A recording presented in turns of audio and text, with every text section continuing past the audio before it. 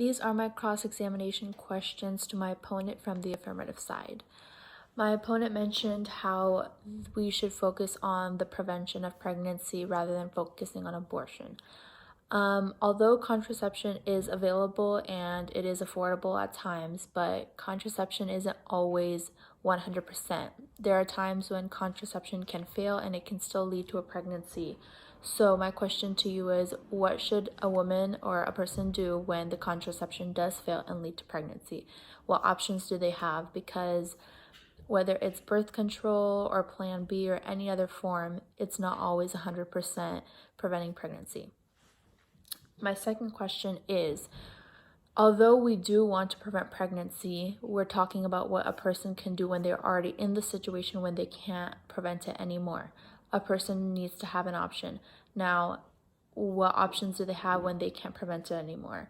Abortion should be there and available to those who are already pregnant and they need an option when they can't afford to have a baby. So a person must have an option for when they're already in the situation and they can't prevent it anymore. And my last question is, what other things can we implement to promote and let people know that we can prevent it? Because we already have signage, we already have the pamphlets, but there's a lot of things that's promoting contraception, but we still have a huge rate of women needing abortions. So clearly we need more things to implement and more ways to promote contraception and let it be more accessible. It's not just the population of women who are raped or who are low income, it's also the homeless, because my opponent mentioned how there's social media and how hospitals provide these things, but not everyone has access to social media.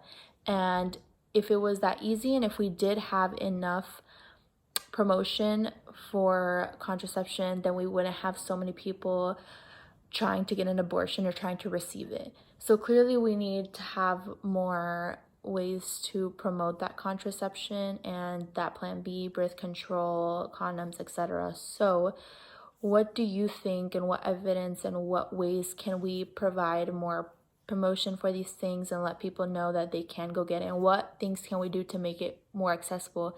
Because it really isn't that accessible if women still need it, because rates are still really high and we clearly want to not keep it that high, and we do want to prevent it, but what things can we do to make that rate be a lot lower?